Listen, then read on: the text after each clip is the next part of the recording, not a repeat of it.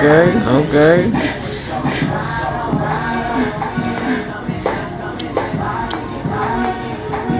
Like what happened to her if she, was hit by the car on the freeway, and then that's when they let us know that she was shot. It was January 8th, 2022, when a body was found on the side of the 110 freeway in South Los Angeles. At first, drivers thought it was just debris, something discarded in the rush of morning traffic. But as they got closer, they saw something that stopped them cold. It was a young girl, 16-year-old Tioni Theus. She wasn't just anyone. She was a straight-A student, a dancer, a girl with a future. But that morning, she was lying lifeless on the side of the freeway, shot twice in the neck. Now, here's the question. How did she get there? This wasn't an accident. This wasn't just random violence. No, someone made sure her life ended that day. But who? And why? What happened after Tioni left her dad's house the night before? She was heading to meet a friend, going to a party. But, did she? Her father never imagined that night would be the last time he saw her. So I picked her up, I kissed her, gave her a hug. I didn't know it was going to be the last kiss. But I felt good telling her I love her. What went wrong? How did a 16-year-old girl, full of promise, end up discarded like trash on the side of the freeway? You're probably wondering too. And the truth is, there's a lot more to this story than you might think. Before we move into the full story, welcome to Hidden Crime Network. If you're new here, we focus on real-life crime stories, unsolved mysteries, and the hidden truths that are often left behind. Do you believe in justice and the importance of sharing untold stories? Then make sure to hit that subscribe button, like the video, and turn on notifications so you don't miss any updates. Also drop a comment telling us where you're watching from. Your support helps get cases like Tioni's the attention they deserve. Now, let's talk about Tioni. This story isn't just about a young girl's life being taken. It's about the questions that still remain. Why was she left vulnerable? Why is her killer still out there? This isn't a story you want to miss. And hey, if you believe in justice for those whose voices haven't been heard, share this video. If we don't speak up, who will? Let's rewind to January 7th, 2022. Tioni Theus was 16. A bright student. Straight A's.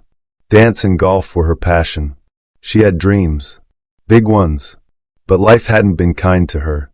A car accident in 2019 changed everything for her. It wasn't just any accident.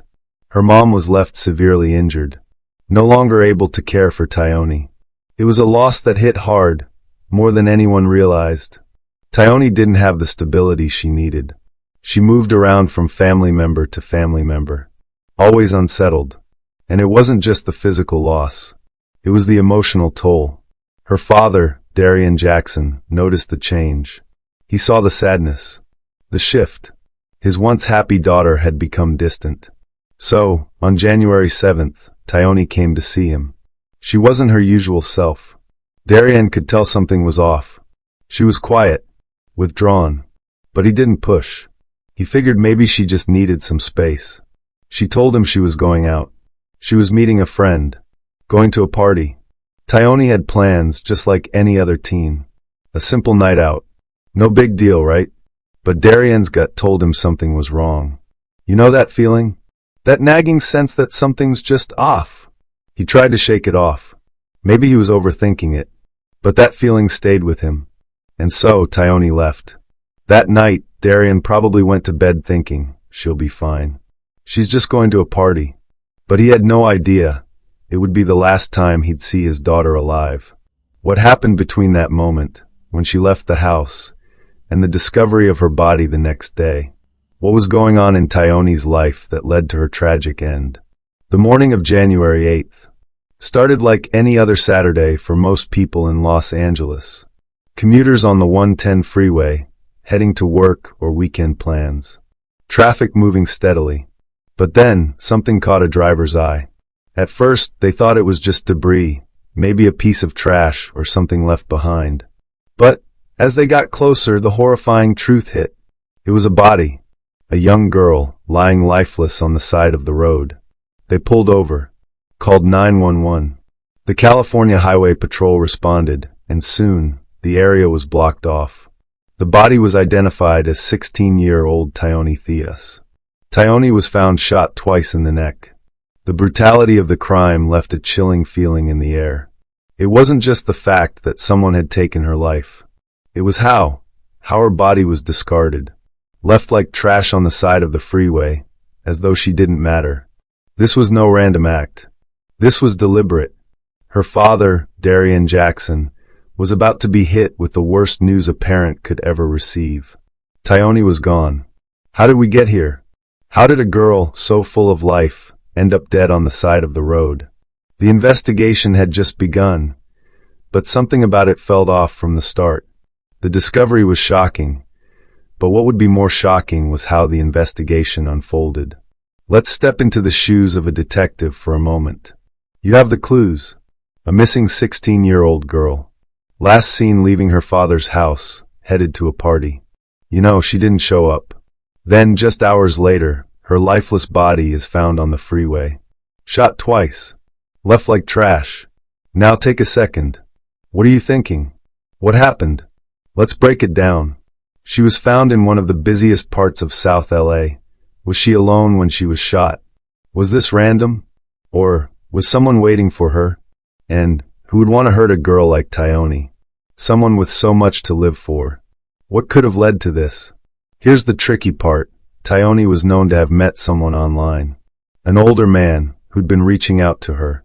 At first, it seemed like harmless social media exchanges. But was it? Could he have been grooming her? Was she manipulated into something much darker than a simple party night? So, what do you think? Take a moment, think it over. Drop your theory in the comment section and hold on. We'll come back to it in a bit. After Tioni's body was found, things moved quickly.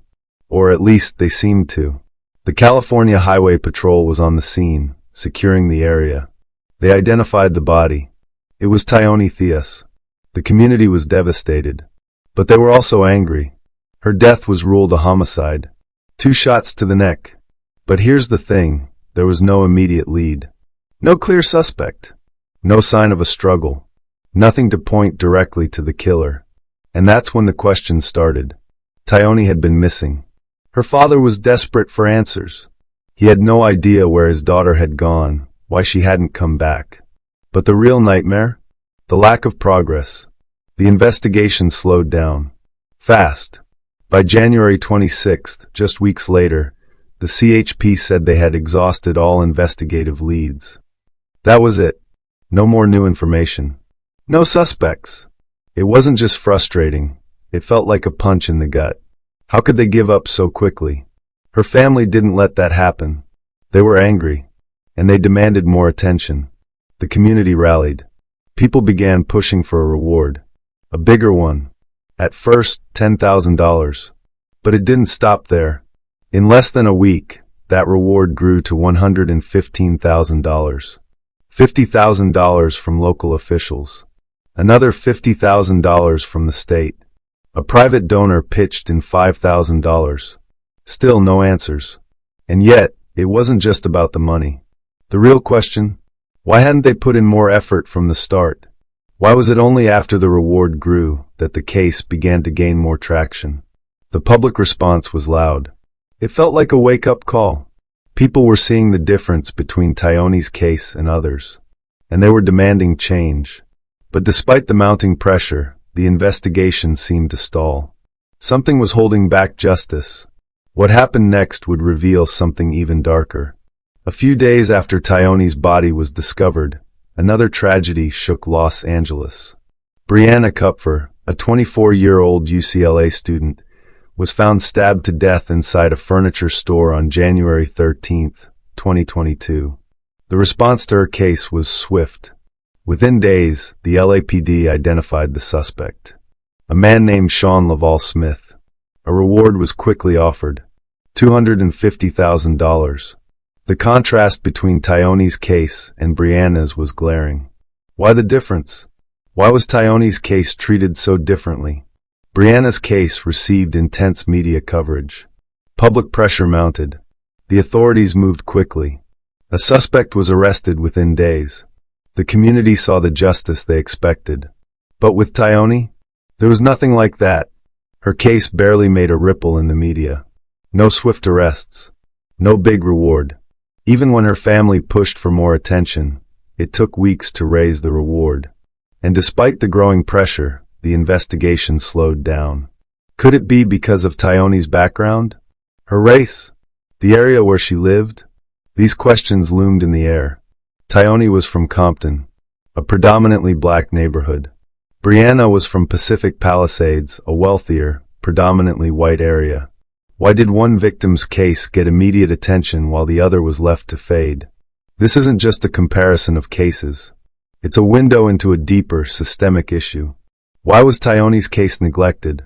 And what can we learn from this discrepancy? If you haven't liked, shared, or subscribed, now's the time to make sure this case gets the attention it deserves. Tioni's story is more than just a tragedy. It's a call for justice. A critical part of Tioni's story lies in the fact that she was likely a victim of human trafficking. It's hard to face, but the signs were there. The Los Angeles County District Attorney's Office stated that Tioni was likely a victim of human trafficking. But how did this happen? Well, let's think about it. Tioni was struggling emotionally. The trauma from her mother's accident left her feeling abandoned. She bounced from one relative's home to another, never really feeling settled. She was looking for something to fill that emptiness. And that's when the predators found her. They knew exactly what to look for, someone with unmet needs. Someone who felt lost. Tioni had a history of using social media, particularly Instagram. She'd met an older man, in his 20s. He didn't approach her like a stranger trying to hurt her. No, it wasn't that simple. He came to her as someone who cared. Someone who understood. Someone who could offer her the attention she craved. At first, the messages seemed harmless. Compliments. Casual conversations. But they slowly turned darker. He was grooming her. He knew she was vulnerable, and he made sure to exploit that. Tioni was slowly pulled deeper into a world she never asked for. She was being controlled, manipulated, forced into sex work. And not just that. She was also made to commit crimes. Shoplifting. Her innocence was used to profit a predator who saw her as nothing more than a tool. When we think of trafficking, we often imagine faraway places. But it happens right under our noses, in our communities. Tioni didn't know how to get out. The trauma from her mother's accident had made her a target. She didn't see the danger lurking, not in the messages, not in the man. She thought she was just talking to someone who understood. And maybe she wanted to believe that. But as dark as this all sounds, the real complexity lies in the psychological toll it took on her. What does it really mean to be trapped in this kind of world? Tioni wasn't just a victim of a crime. She was a young girl carrying an unbearable weight. At just 16 years old, her life had already been turned upside down. In 2019, her mother was involved in a devastating accident. She wasn't gone, but her mother was left seriously injured, unable to care for Tioni as she once had. Imagine being that young, with your world completely shaken, having to cope with the person who loved you most becoming a shadow of themselves. Tioni was forced to navigate that trauma every day. She wasn't just grieving a loss, she was grieving the loss of the only source of stability she knew. This left Tioni bouncing from one family member's home to another, never truly feeling like she belonged anywhere. The weight of that instability is hard to imagine. How could a teenager cope with that level of uncertainty? And so she acted out. Her behavior wasn't just rebellion, it was her way of saying, I need something to hold on to. Her father, Darian Jackson, noticed the change. He said, Tioni seemed upset and depressed before leaving for that fateful night. Before she left for that party, Tioni told her dad, Daddy, nobody loves me. The only person that loved me was my mama. Those words broke him. But what Tioni didn't know was that the emotional wounds she was carrying made her a target. Predators saw that vulnerability, saw her pain, and knew exactly how to exploit it. They preyed on her trauma, twisting her emotions until she felt trapped. Her vulnerability wasn't weakness. It was a cry for help.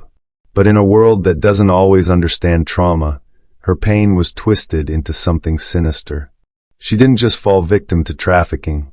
She was manipulated, controlled, and forced to do things number 16-year-old should have to. And yet, through all of this, Tioni remained a young girl with hopes and dreams. She was smart, kind, and had a future before everything was stolen from her. But what happens when the world starts blaming the victim? When the system fails to see the true problem? The day Tioni's body was found should have marked the beginning of a swift investigation. But instead, it was the start of a disturbing trend: silence. It's one thing when a case goes cold. It's another when it feels like it never even had a chance to warm up. The California Highway Patrol, CHP, was quick to confirm Tioni's death as a homicide. Yet, within days, the investigation seemed to stall. No suspects, no new leads, nothing. And for a case this public? That's not only troubling, it's almost unacceptable. Tioni's family started to feel the coldness. The same detectives who were supposed to bring them answers barely returned their calls. The first days after the discovery were filled with questions. Why hadn't there been any real movement in the investigation? Why was this case being treated like another unresolved statistic? And here's where it gets even more unsettling. When you look at the sheer number of witnesses who could have had vital information, drivers, pedestrians, anyone who might have seen something on the busy 110 freeway that morning, it's almost impossible to ignore. Yet, no press conference, no urgent calls for help, nothing. It wasn't until days passed that the community, out of sheer frustration, pushed for a reward.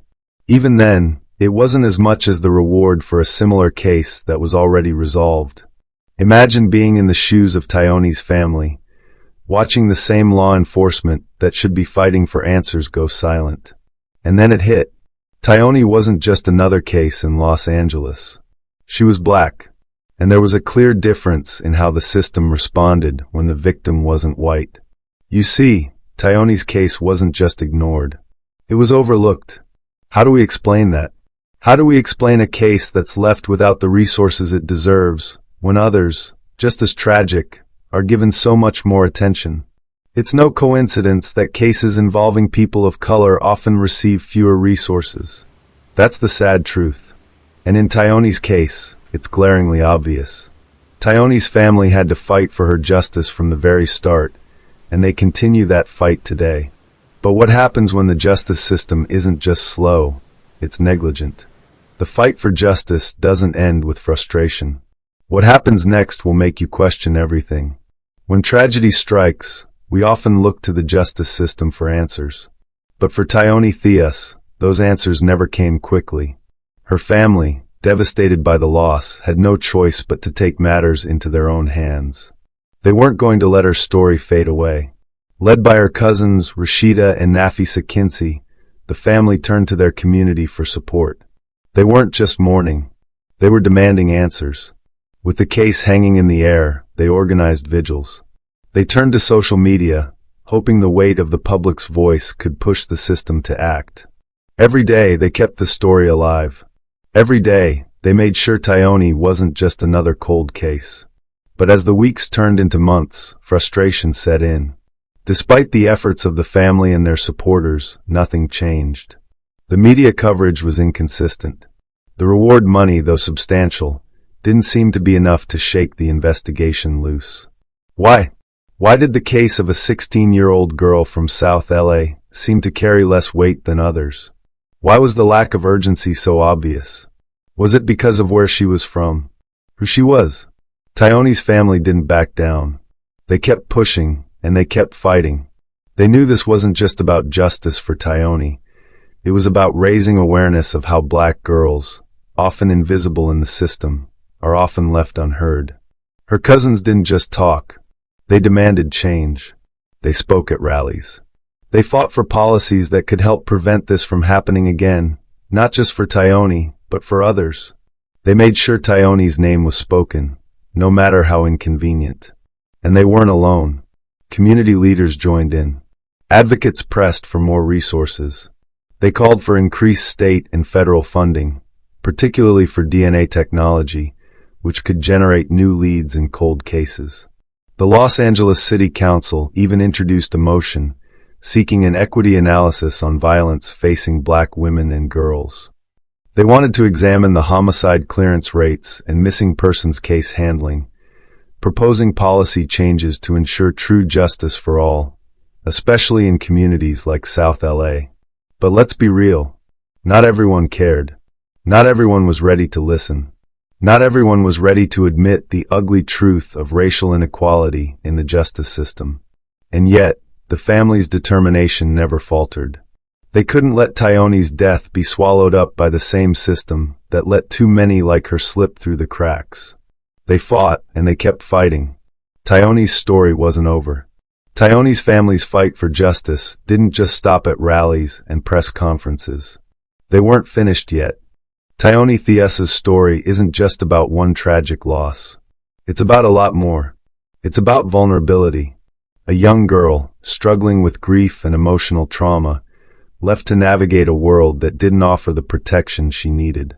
It's about parental care, the responsibility of guiding and shielding our children when they face the hardest moments of their lives. We as parents need to ask ourselves, what are we letting our kids do? What are we allowing them to be exposed to? It's about grief. When Tioni lost her mother, she was left broken. She didn't have the support she needed to heal. Teenagers especially struggle with how to deal with loss. But where were the warning signs? Where were the moments where we, as a society, could have stepped in to help her? This story reminds us that it's not just the justice system failing, but it's also about what we, as a community, allow to happen.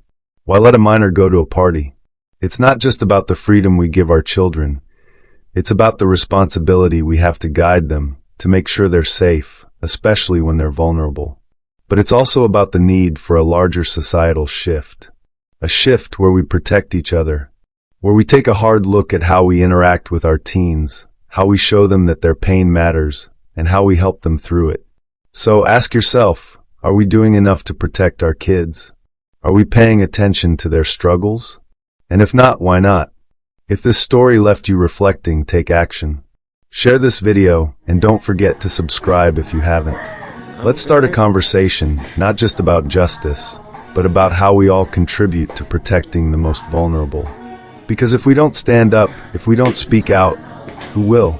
Until next time, remember, Tioni's case is unresolved, but the conversation around vulnerability and how we care for our kids shouldn't end here. Stay safe, stay